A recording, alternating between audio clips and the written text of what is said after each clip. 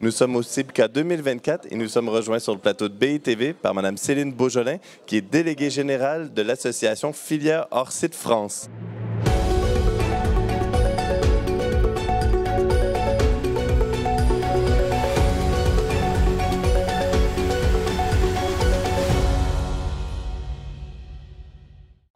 Céline Beaujolin, merci d'être avec nous sur le plateau de BITV. Je suis ravie d'être avec vous. Pour commencer, pouvez-vous peut-être nous présenter l'association Filière Hors-Site France, dont vous venez d'être nommé délégué général? Alors, je la définirais plutôt comme une sorte de plateforme d'échange entre acteurs de la construction. Vous allez trouver des aménageurs, des promoteurs, des bailleurs sociaux, des industriels du hors-site, ce qui est un peu spécifique, des entreprises de la construction, des architectes, des AMO qui tous ont fait du hors-site. Voilà, ce sont plutôt une équipe de sachants, des gens. On a une centaine d'adhérents aujourd'hui qui soit sont sachants, soit s'intéressent au sujet ou en tout cas partagent l'idée qu'il y a sans doute un intérêt à travailler cette évolution des pratiques autour du hors-site. Et voilà, et on travaille tous ensemble pour le développement du hors-site en France. D'accord, vous nous dites il y a sans doute des avantages. Justement, quels sont ces avantages? Comment la construction hors-site participe-t-elle à la décarbonation de l'immobilier? Puis peut-être aussi, quelle est sa proposition de valeur à la filière de manière plus large? Alors, hors-site, ça ne dit pas grand-chose, hein. Ça vient de l'anglais off-site. C'est une manière de réexprimer de la préfiguration, de la préfabrication. Alors, dès qu'on dit ce terme-là, ça fait penser en France aux années 60 et aux grands quartiers d'habitat sociaux.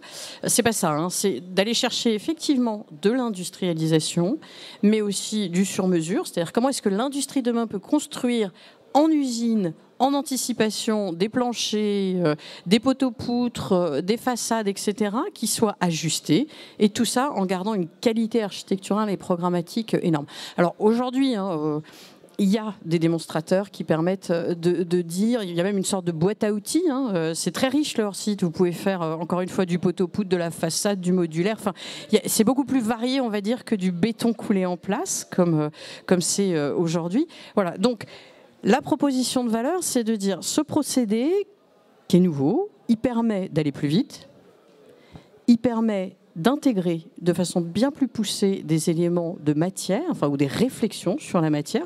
Vous faites du bois, vous faites du biosourcé, vous faites un certain nombre de choses.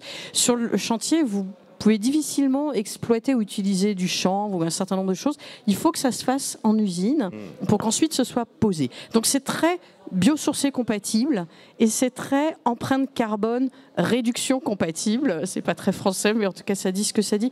Voilà, grâce au hors-site, vous pouvez aller chercher des procédés pertinents sur le plan architectural, pertinents sur le plan du prix, mais qui en plus arrivent à passer les barres de la RE 2025, 2028 et 2031. D'accord. Et justement, comment les acteurs de la promotion immobilière se saisissent-ils, appréhendent-ils la construction hors-site aujourd'hui dans l'exercice de leur activité? Alors, ce qui est intéressant, c'est que dans l'association, on a presque une vingtaine de promoteurs. Donc, c'est vraiment Aujourd'hui, c'est un sujet qui intéresse les promoteurs. Certains en font. Certains même ne font que ça. C'est assez amusant. Bon, mais il y a surtout beaucoup de promoteurs aujourd'hui qui n'ont pas encore basculé. Parce que c'est ça qui est important de le comprendre, c'est que c'est un vrai changement de pratique, le hors-site, qui se passe au moment de la conception. C'est-à-dire que vous ne travaillez pas un projet de la même manière en hors-site. Il faut tout anticiper dans la phase de conception. Il faut travailler en partenariat. Et c'est vrai que ces derniers temps, on est un peu tous, chacun dans sa ligne d'eau.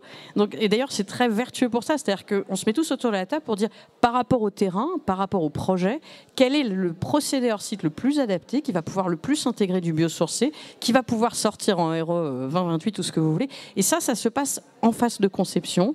Donc, il y a des manières, d'ailleurs, qui autorisent juridiquement parlant la commande de cette manière-là. Mais voilà. Donc, les promoteurs, ce que ça dit, c'est qu'il faut qu'ils réfléchissent un peu autrement, qu'on se refasse peut-être un peu plus tous confiance et qu'on cherche collectivement à sortir de la situation un peu de corner dans lequel on est, où on n'arrive plus à construire. Parce que, moi, vous ne le savez pas, mais je viens du monde du logement très social et j'ai fini par comprendre que si on voulait arriver à loger les plus démunis, il fallait d'abord qu'on construisent. Oui. Et le hors-site, c'est une manière d'aller répondre à ces enjeux, d'être à nouveau, de réenchanter l'acte de construire aussi, en intégrant les enjeux environnementaux.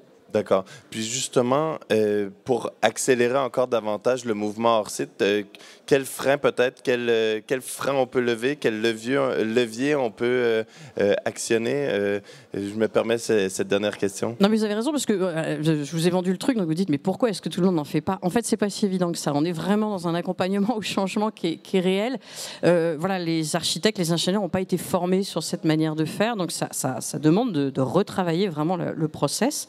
Donc le levier, c'est d'abord de la sensibilisation, de la formation.